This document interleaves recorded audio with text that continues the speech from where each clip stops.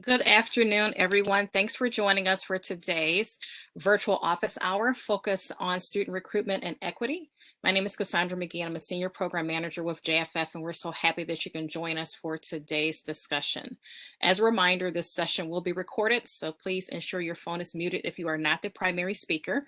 However, we always welcome your questions and your comments based upon today's topic, which can be shared via our chat box or during our live question and answer section. Today's discussion will be led by our partners, CareerWise Colorado, and we'll focus on student recruitment and equity.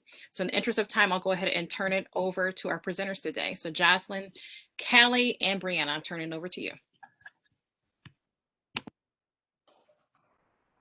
Thanks so much. My name is Jocelyn, and I am with CareerWise USA. And I'm really excited to be able to talk about our student recruitment with a focus on equity. If we could go to the next slide, please. So at CareerWise USA, we really envision an education system in which students of all backgrounds can learn in both classroom and workplace settings, developing the skills and network young people need to thrive in a changing economy, redefining how employers develop the talent required to power their growth, and increasing equity and prosperity across society to the benefit of students and employers alike. And we really hope to do this in kind of three different ways. We really want to remove the predictability of success or failure that currently correlate with social and cultural factors. We want to interrupt the inequitable practices, examine biases, and create an inclusive, diverse environment for both adults and young people by questioning long-standing assumptions of value and currency associated with different learning environments and processes. And we really want to discover and cultivate the unique gifts, talents, and interests that every apprentice possesses. And I think that with the events of the last year, we're really at an opportunity to rebuild our economy in the right way by developing a talent development strategy, providing long and short term a return on investment for employers and simultaneously building to tomorrow's more equitable economy. The meaningful work of youth apprenticeships setting the stage for another robust and diverse talent pipeline outside of a four-year degree. And just to see if we can offset some of the impact that has been provided or that has occurred in other recessions as we emerge from the COVID era. So with that, I'm actually going to turn it over to two of our colleagues, one with CareerWise New York and one with CareerWise Elkhart County. And I'll let them introduce themselves so they can talk a little bit about their programs and some really specific programmatic things that are happening with their very different contexts. So Callie, if you want to highlight. Thank you, Jocelyn, for the introduction. Can you all hear me?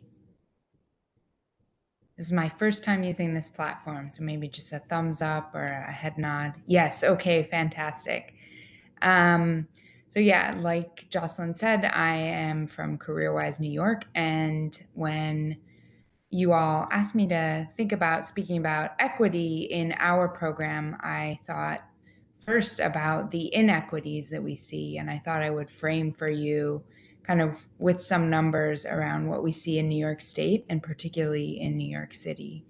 So we talk a lot about New York's education system as a, quote, leaky pipeline.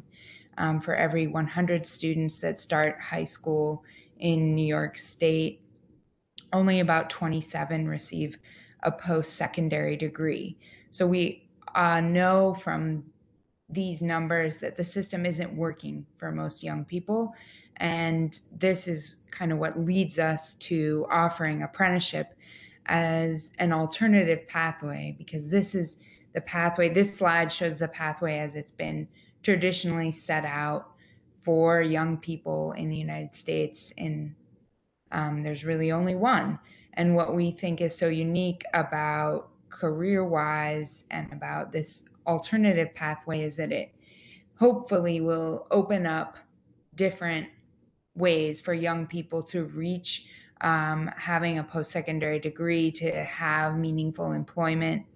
And so when we set out to create CareerWise New York, we thought a lot about what does this leaky pipeline look like in New York City? Who are those young people who are not making it through to a post-secondary degree and not getting meaningful employment? And we know from looking at youth unemployment numbers in New York City that some of the highest youth unemployment in the city is in the Bronx and some of the outer boroughs. And so that really shapes how we think about recruitment and the schools that we choose to work with and the young people that we are attempting to reach for this apprenticeship. So you can go to the next slide. This gives you an idea of who we're working with right now. These are some of the demographics from our second cohort of apprentices. So we're very new, we just did our pilot year and then we are in year 2. Now we're recruiting for our third cohort. And as you can see, most of our young people identify as people of color, and many of them are immigrants or children of immigrants. Many of them speak a language at home other than English. Some of those languages include Spanish, Bengali, Arabic, Mandarin, French, Haitian Creole, and others. And almost half of them are the first in their family. If they do go on to college, will be the first in their families to attend college or to graduate with a post-secondary degree.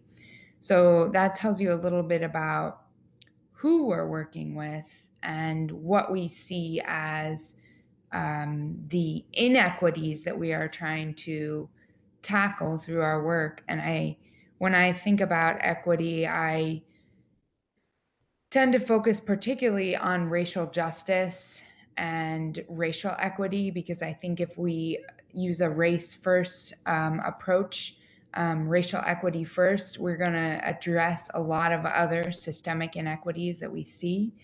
And so to that end, we talk explicitly about racial justice and racial equity within our team, with our school partners, and with our employer partners. And so I'll talk a little bit about how we do that. So within our team, we use a series of questions that kind of frame the conversation around equity. When we make decisions, we try to ask ourselves, are we being explicit in our commitment to racial justice through this decision? How would this decision affect the people of color we serve and the people of color on our staff? What is the desired outcome of this decision? And how does that outcome connect to our commitment to racial justice? And finally, who are we excluding? And how could we be more inclusive with our decision making? And we've also brought these kinds of questions to our regular conversations with school partners, and it's shaped how we recruit and where we recruit. And I can give you an example of that. We work with 1 to 2 selective public high schools. The rest are fully public. We work with 2 charter schools. The rest of our over 30 school partners are traditional public schools that are open enrollment. And we focus heavily on our partnerships in the Bronx, in Queens, and in Brooklyn, in some of the communities that many of the school partners we choose to partner with serve communities where upwards of 90% of the student body receive free and reduced price lunch.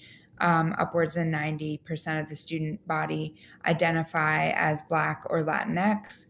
And so those are some of the decisions that go into who we work with and why. And when we meet with those school partners, we think through how we approach recruitment together in a way that makes explicit our commitment to racial justice and to equity. We also recently, another decision that we've made as a team that's related to our goal for more equitable outcomes for young people has been to extend our training. So in our first year, we had a 3-day training for apprentices. And for cohort 2, we did a week training. Now we're going to expand that again for cohort 3 so that their training will be 6 months or more. It'll be an intense summer training of 7 weeks where they're really getting familiar with some of the workplace norms and professionalism and practices that they will need to succeed, and building a strong cohort where they know each other and they feel connected.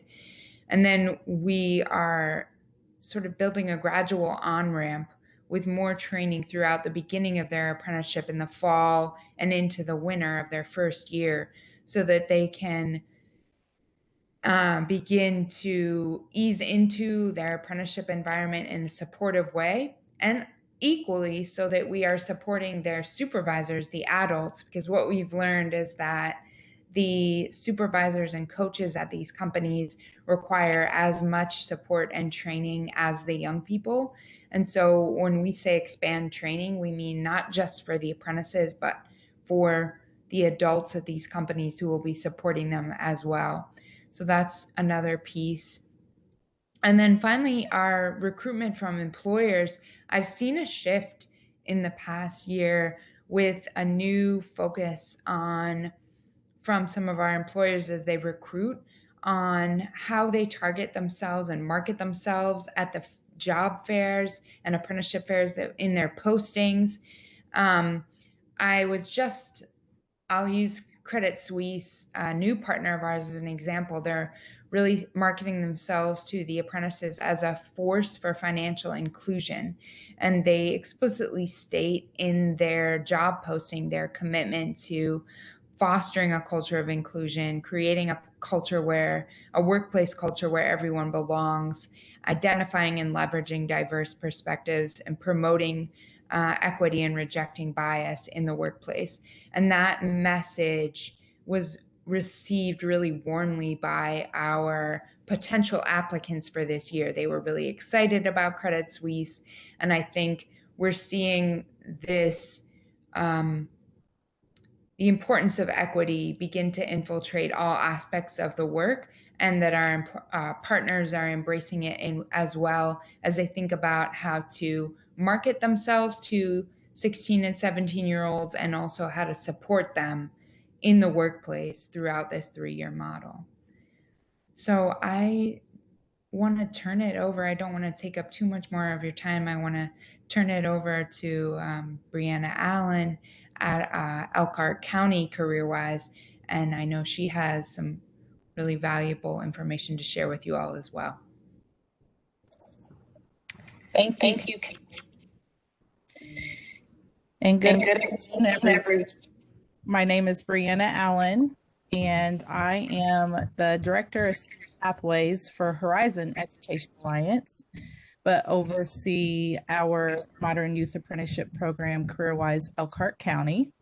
We are a small county located in Indiana, far up north near Michigan area. And we serve 7 school districts in our county, expanding from rural all the way to not fully urban, but I would say a mid-urban high schools. So I'm excited to be joining you all today to talk about our youth apprenticeship program. And just to give you a little bit of a background before I jump into our demographics, we launched back in May of 2019. So we are now just getting ready to launch our 3rd cohort of students. We have learned a lot throughout the way, especially in these last 2 years of student recruitment, which has at this point allowed us to take a step back and try to be very intentional in recruitment from an equitable lens. We've had that on our mind in the beginning, but moving so quickly and launching very fastly, it didn't allow us to really take that step back. And so now we are able to do that. I want to give you just a little bit of demographics of our students or apprentices now. Again, in makes up of 2 cohorts. We have 17 youth apprentices. And you can see here 59% male, 41% female, 59% white, 35% Latinx, and 6% biracial. And we have various occupations: project coordinator, production technician, certified medical assistant, universal banker, and IT support specialist. Our occupations have grown over time and are continuing to grow into new pathways. Next slide.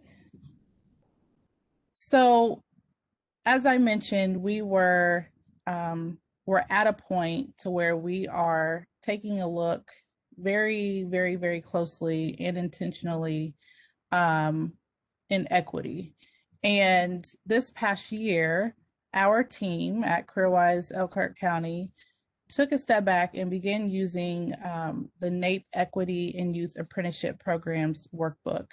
That workbook is extremely valuable in that it identifies access, equity, diversity, barriers, continuous improvement that programs can take when they are thinking from an equitable lens or planning to think from an equitable lens to increase opportunity within youth apprenticeship. So our team took a look at that and we began to incorporate that with our 4 apprentices that we have on staff. We're very thankful to have the young people on staff with us to provide insight, because they are the people who we are working with, that we are targeting, hoping to recruit, both us as a program, but also it helps us better inform our employers as well as our educators, because the student voice is a critical voice within this process. Those students will let you know if things don't seem right, don't feel right, or if it is not, if the opportunity doesn't appear as it should. So we did an internal review through that workbook. And through that, we began to think a little more outwardly and start working with our work-based learning coordinators to kind of get an idea of what is a work-based learning student. And I'll share that work-based learning is the platform that our schools use that would allow students to be in a youth apprenticeship opportunity, allows them to be outside of the building. And so, yeah, taking a step back and asking them, what is a work-based learning student? We are still gathering that information, but I think it's a great place to start, especially on the education side, is to get a good sense of what types of students seek after these opportunities. And if there isn't a type of student that seeks after these opportunities, then how can messaging and information be presented to students so that it does become something that they are interested in seeking after? We had to review our recruitment materials. We recognized that those materials were not inclusive in terms of language. And so we are beginning to translate and transition a lot of our recruitment materials over to Spanish. You saw we have a 35% Latinx demographic in our program, and that will continue to grow over time, as that the Latinx community is a significant community in Elkhart County. We are continuing to encourage schools and school staff to think about a variety of students who could participate in this program. We meet with our work-based learning coordinators on a almost quarterly basis to get an idea, again, of the student in which would be a good fit for youth apprenticeship. As far as the employers, we're asking employers to engage directly in the recruitment process. Employers now and in the past have begun to add diversity and inclusion, have begun to incorporate equity, and wanting to diversify their applicant pool. And what better way to get the employers involved in this very early recruitment process with that lens in mind, so that they can develop their job descriptions that outline how their company stands and what their stance is on diversity, equity, and inclusion, so that their job descriptions can indicate that they're looking for minorities or want to increase minorities in their specific field. Very much have them be a part of that early recruitment process. They can do that, as I mentioned, through job descriptions. They can create small videos to be able to send out to the school partners. They can reach out to schools who are within local distance of that business and directly connect with those educators there so that they can get the information out to the students. Employers are seeking specific skills, so they too can articulate that clearly by being a part of the recruitment process. And I mentioned that employers can recognize youth apprenticeship as a mechanism to diversify their talent pool and encourage a more equitable economy. So this has been a great process for us as a team, being able to use, again, the NAEP workbook, an existing workbook that provides a wealth of information and guidance, and try to identify piece by piece and in what area can we begin to make slight changes so that we ensure when we are engaging with our school partners, when we are engaging with our employer partners, that we're able to bring forth that information to help support their goals of diversity, equity, and inclusion. And that is pretty much all that I have to share today. I just want to thank you all again for allowing us to be a part of this discussion. And if there are any questions that you may have about the work that we do, specifically focusing on equity, would love to connect with anyone.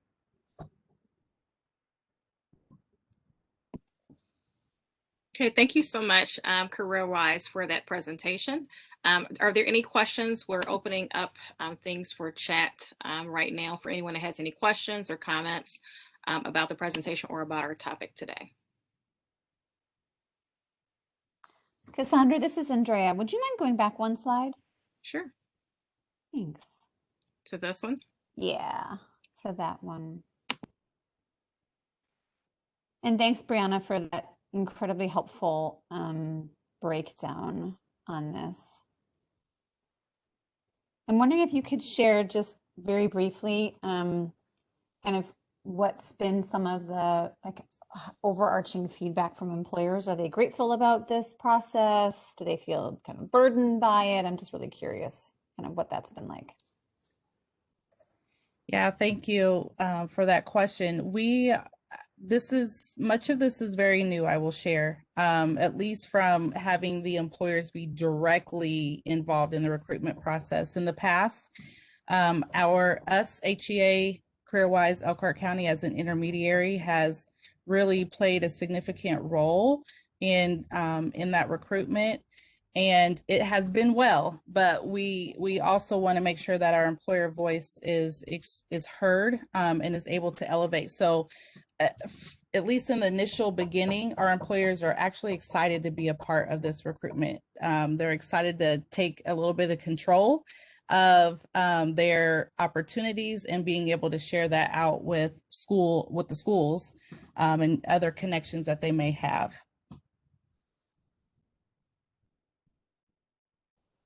That's great insight. It's super helpful. Anyone else have any thoughts or questions for both Callie and or Brianna? And Timothy, it looks like you indicated that you guys are looking to do similar work in Idaho.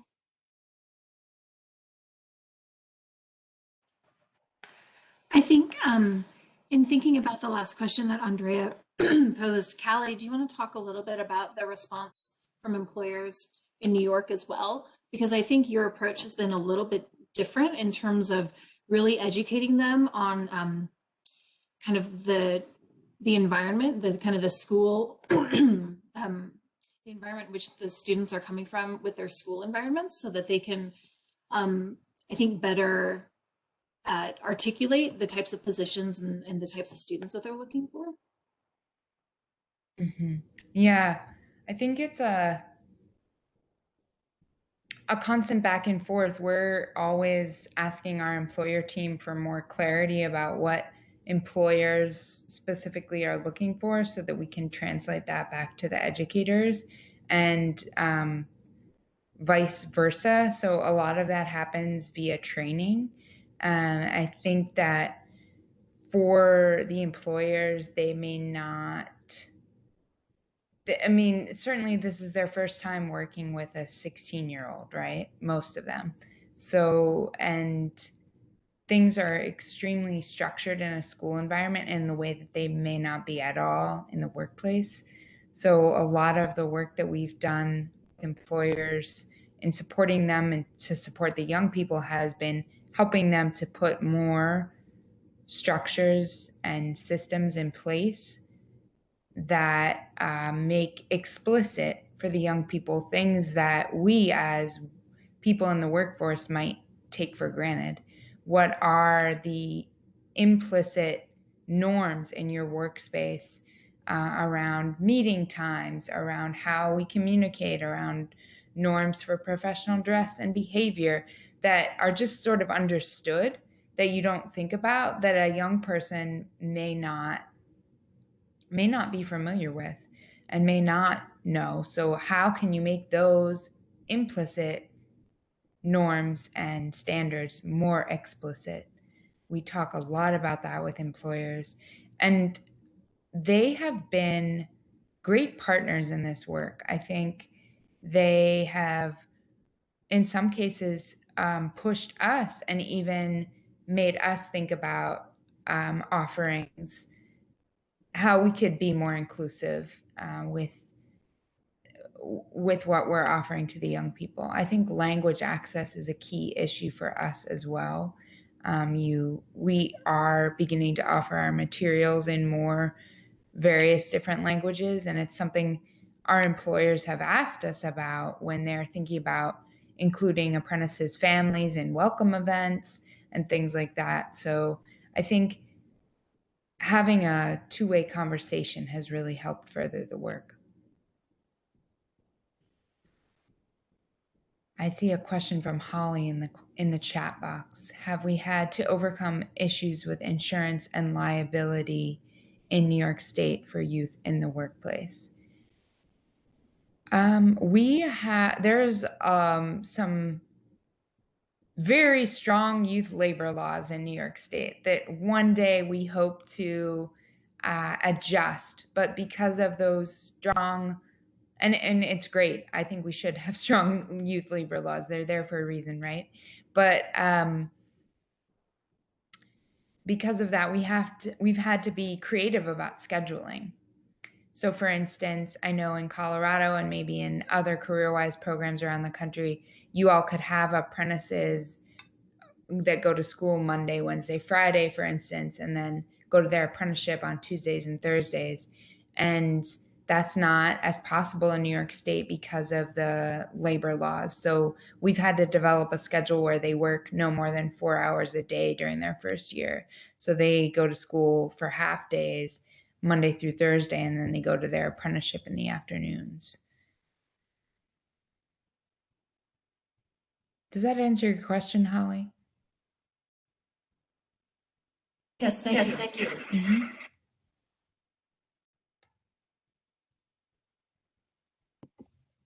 Okay, so I think we're at time. And so I just want to thank CareerWise Colorado for coming on and doing a great presentation. Thanks everyone for joining us for today's session. These are at least monthly. And so if you want further information, if you have received this invitation from someone that got it directly, feel free to contact me so I can send it out to you. And that is my email address there. And as always, we welcome you to continue the conversation. This is part of a project that we're running for the U.S. Department of Labor. And so we all know that youth apprenticeship works. So thanks again for joining us, and we'll see you next time. Have a great afternoon. Thank you for having us. Thanks, everybody. Have a great afternoon, everyone.